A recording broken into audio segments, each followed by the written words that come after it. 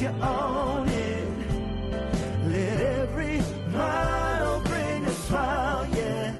You've built the business, you're crushing it in your career, you've scaled your impact, but are you winning at home? Welcome to the 200% Marriage Podcast. We're Meredith and Craig, and we're here to help you kill that domestic drag and turn your partner into your most elite teammate. From Russian taxi mishaps to hailstorms on the summit, we're sharing the raw and real stories and tactical drills you need to move out of roommateville and into your 200% life. So grab your gear. It's time to build an unstoppable team. Let's dive in.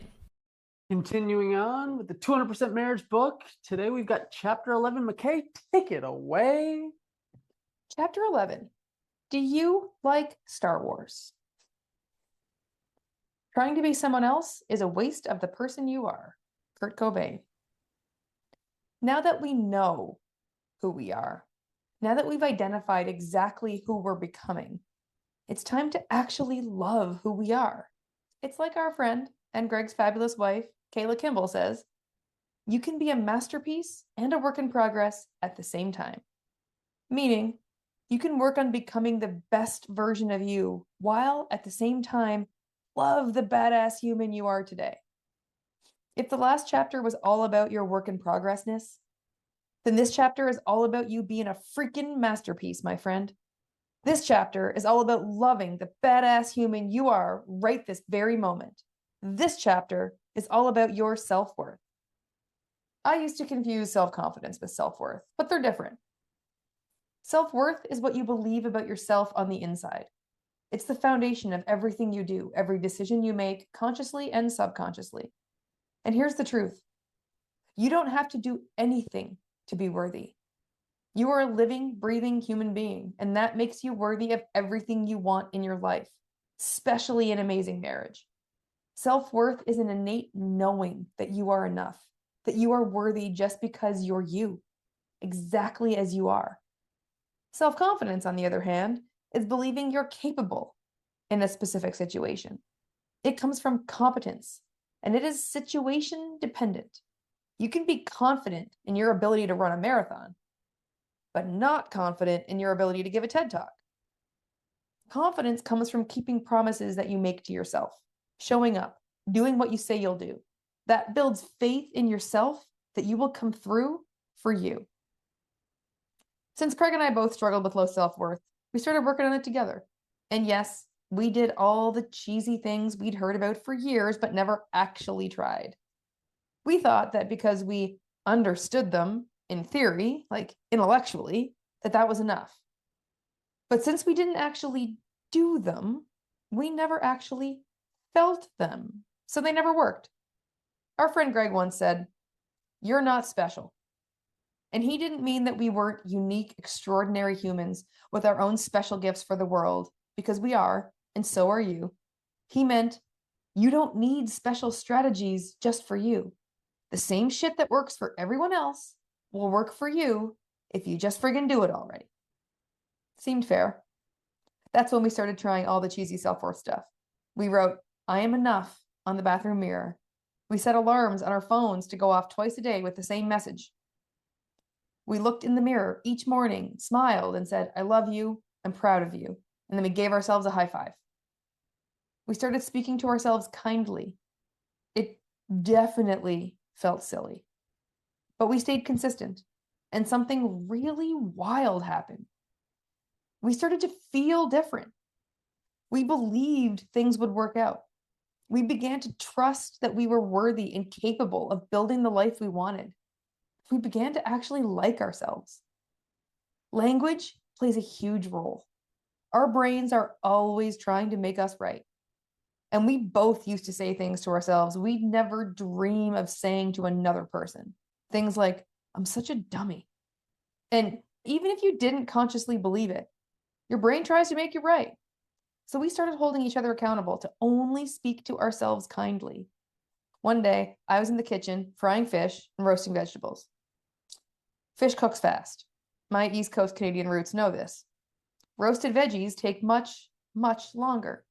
Usually, you'd put the veggies in first and then cook the fish later. Well, I forgot. I already had the fish in the pan before the oven was even preheated. Whoops. Without even realizing it, I blurted out, "Oh, you're such an idiot. Now the fish will be cold before the veggies are ready." From the living room, Craig sang out, "We don't talk to ourselves like that anymore." He was right. I wasn't an idiot. I forgot the vegetables. I made a mistake. I would never have told him he was an idiot if he did that. So why would I say it to myself? Changing the way you speak to yourself is essential. So is giving yourself grace. When you're making significant changes in your mindset, your identity, and your relationship, you're going to slip. So will your teammate. Have grace for them. Have grace for you. When you like yourself, when you feel confident and you believe you're worthy, it becomes so much easier to just be you. When you know and love yourself, being you is actually really fun. And as a bonus, being you is the only path to belonging. As humans, we have an innate evolutionary need for belonging. But the thing is, we're so desperate for it, and yet we also don't think we deserve it and don't think we're good enough. And we're so afraid of rejection that we end up rejecting ourselves first by trying to fit in, which is the exact opposite of belonging. Here's how it usually works. You assess the group you want to fit into. Your relationship counts as a group, by the way. Then you determine who you need to be in this situation to be accepted. And then you show up as that person. But any love or respect you receive while you're being that person, wearing that mask, playing that character, won't land for the real you. You won't feel the love or respect that's directed your way in that group because deep down, you know that that love and respect were given to the character you were playing to fit in. It wasn't given to the real you. And fitting in only reinforces the belief that you're not good enough. Belonging is the opposite. The only way to belong is to be yourself. It's literally the one and only requirement. When you're accepted and loved for who you are, you get to feel all that love and respect. And that reinforces that you're worthy of receiving it. So many people settle for relationships in which they only show the version of themselves they think the other person wants them to be. It's dangerously easy to fall into that trap. When Craig and I started dating, we were asking each other all those early dating, get to know each other questions. At one point, he asked me, "Do you like Star Wars?" Seems random. I guess there was probably a new Star Wars movie coming out or something. Who knows why he asked? But the question made me pause. Based on my experience, most dudes seem to dig Star Wars. And I liked this dude, and I wanted him to like me. So I struggled with how to answer. Do I say, "Yeah, sure, Star Wars is cool," and then pray we don't end up married watching Star Wars movies every Friday night for the rest of my life?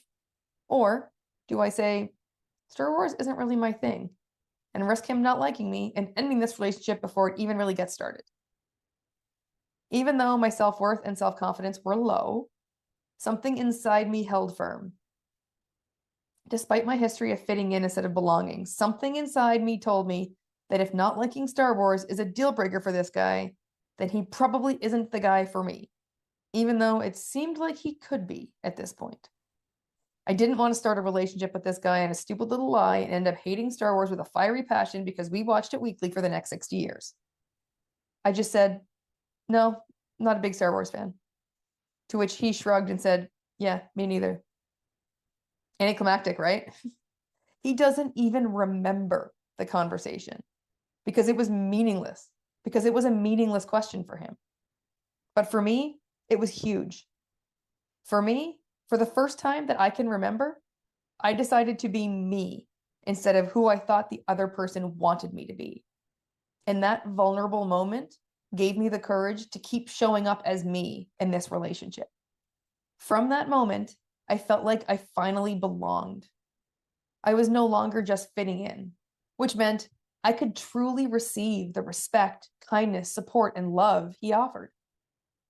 It's essential to love yourself. When you do, you show up as you. You receive all the love directed your way, and in turn, you give all that love right back. So let's chit chat about some more ways to take your self-love to the next level.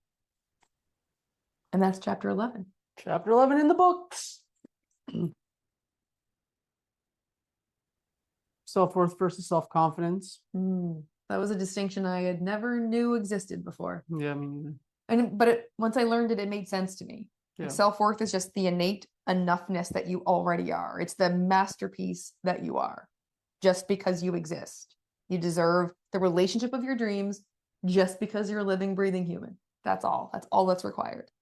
I never made the connection that being self-worth and not self-confidence being completely situational dependent. Yeah. And it's so true. Thinking back to school, if you put a basketball in my hands and put me in the gym, completely confident. You put me with an essay that I had to read or something at the front of the class, completely not confident. Yeah. So you can be confident in one area of your life and not confident in another because it depends on the situation and how competent you are in the task at which you're trying to decide if you have any confidence. So it's competency based and situationally dependent, and that makes perfect sense to me. Totally.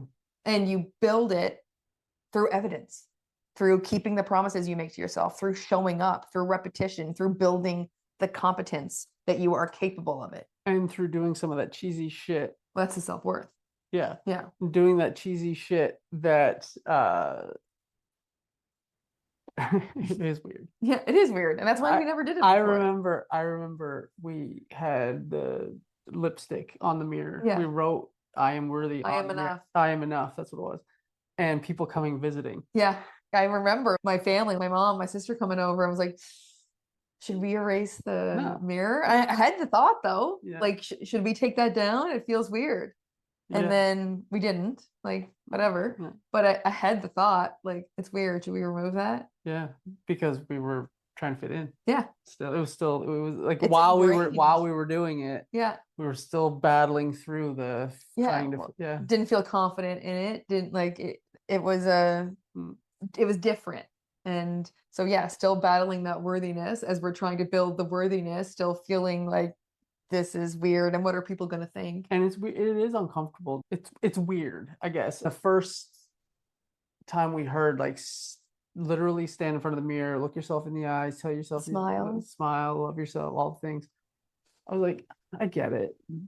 It's like intellectually, it makes sense. And weird and stupid. Do I really need to? And it's like, who cares? Nobody, like, what's the worst that could happen and what's the best that can happen? And if the concern is what other people will think, guess what? Nobody sees you in there. Yeah. You're all by yourself in there. Like, nobody cares. Yeah.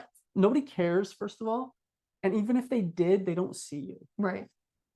But nobody cares. So just do it.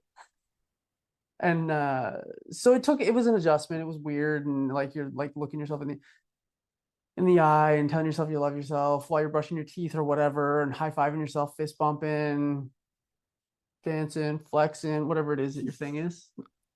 Look inside my world. It is weird. It is weird. And it's not easy for people. Like, it's when you first start looking yourself in the eyeballs in the mirror and smiling at yourself and saying, I love you, I'm proud of you, high five.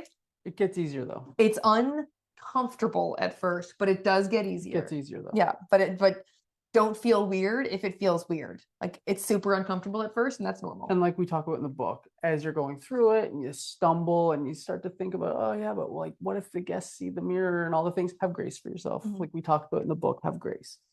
It's a difficult thing to do. And the fact that you're even listening to this and considering it and you know, gradually doing some of these things, when you stumble, when you fall, it's inevitable. It's going to happen. Just have grace for yourself. The thing I love about the mirror work though, is that it doesn't take long. It takes like 10 seconds. And like, we all, like, I don't know anyone who, when they wake up in the morning, pretty much the first thing they do isn't pee. You gotta go pee. You gotta pee. So then when you're washing your hands after that first pee of the day, just do it then. Like, just build the habit of, like, you already are in the habit of going to the bathroom first thing. Just add that to it. Hopefully the habit of washing your hands is already ingrained in you. If it's not, then we can have it stacked. Let's add that in. Then we can stack. We can start the habit of washing our hands and stack on a quick I love you. I love you enough to wash your hands. And then the belonging versus fitting in, the difference in that, and again, another thing that I really never understood the difference in. It was all about fitting in when I was a kid. It was all about fitting in. And then obviously, what you learn as a kid and what you adopt, it becomes what you kind of continue those patterns through your, into adulthood. Yeah. And so for me, I came from a military background. My dad was in the military. We moved around a ton. I was always the kind of like the new kid. And so you'd move to the new school or the new neighborhood. It's like, okay, who do I have to be in this group to fit in so that I'm not ostracized, that I have people, that I'm not the loner kid that has no friends or whatever. What do I need to do to fit in Who do I here? need to be? Yeah. And so And it's funny because I grew up also needing to fit in, but for the exact opposite reason. Because you moved around and you were the new kid everywhere you went. Yeah. But I had the exact same 20-ish kids in my class from grade 1 to 6. And like there were still kids from that class in grade 12. Like the schools got a little bit bigger, so there was more kids, but like you didn't want to be the weird kid in class. You were with the same cohort of kids through your like the whole educational So if you didn't fit in grade 1, you were for 20 years. Yeah. So like I felt a strong need to fit in because you knew you were going to be with these kids forever. Yeah. Growing up. Yeah. It's a small place. Like if you get a reputation of being the weird kid, well, you're probably going to be the weird kid for 20 years. Yeah. And it wasn't until I think it was Brene Brown for me that really made me understand the difference between fitting in and belonging. And that it's the opposite. And and then it was like, it clicked. It was like, oh. And that's where we talked about it in the last episode, in chapter 10, where if you're trying to fit in and you've got a mask on and you're being this different version of you, that's not really you, all the love that's coming from that group that you're trying to fit in with, or in that relationship that you're trying to fit in with, doesn't land for you because it's landing on that version of you that you're playing. So you just never really ever feel it. It's like that they're giving it, but you're not absorbing it because they're not giving it to you. Yeah, the real you. They think they are. But they're giving it to the version of you you're playing. Right. And so you never really ever feel it. And so there's always this misalignment. You don't feel the love. Yeah. Which is why admitting that I didn't like Star Wars. Yeah. Why was that the point in time that you decided to plant your flag and say like, fuck it, I'm just gonna be me and see where this goes? Like, was it just a click moment for you as an individual, personal growth? Was there something in our relationship or something that I had done that made you feel safer? Like, what was it that was the moment for you? It was definitely early in our relationship, like in the first weeks-ish of our relationship. I don't remember exactly, but like early on. Yeah. Also early in our relationship, we clicked quickly and easily and like had a lot of the same thoughts, would basically finish each other's sentences very quickly. So like I knew we thought similarly, had similar values. And I think it was subconscious. I don't remember consciously thinking that like I'm safer here. He understands me better. I didn't have any conscious thought of that, but looking back, I know that we had a lot of the same thoughts and opinions and ideas and things like that early on. And so I think that played a part. I think there was also, I was just getting to a point in my like 10 years of singleness that it's like, fuck it. I am done trying to be, I'm done with the bullshit. I'm done trying to be like the cool girl, the low maintenance girl, like the one that like I'm just likes everything. Yeah. I'm just done trying to be everyone's thing. I'm done trying to be who I think everyone else wants me to be. It's fucking exhausting and it hasn't worked to this point. And so huh? Yeah. And so if this guy is going to be done with me because I don't like Star Wars, well, fuck him then, I guess. He's not the guy I think he is. But not really. Yeah. So it was just like, maybe it was a little bit of an experiment. Like what I've done to this point hasn't worked. And this guy seems different. Isn't it interesting that you not being you all that time didn't work out. And then the moment you decided to be yourself, voila. Totally. Works out. Yeah. I hope someone learns it faster than me. Took me a long time. Hey, I'm right there with you. But some of the lessons in this book took me a while too. Here we are. Yeah. Right on schedule. Next week, chapter 12. Want to know what the title is? Chapter 12? Stop shooting on yourself. Stop shitting on yourself. See you next week. Bye. And that's a wrap on this week's briefing. If this episode hit a nerve, don't let your momentum die. Head over to the 200percentmarriage.com/unstoppable team to take the Unstoppable Team audit. Find out exactly where your domestic drag is hiding so you can start optimizing your team today. And if you love the show, share it with another power couple who refuses to settle for fine. Because a 200% life is better with a community. See you on the next adventure.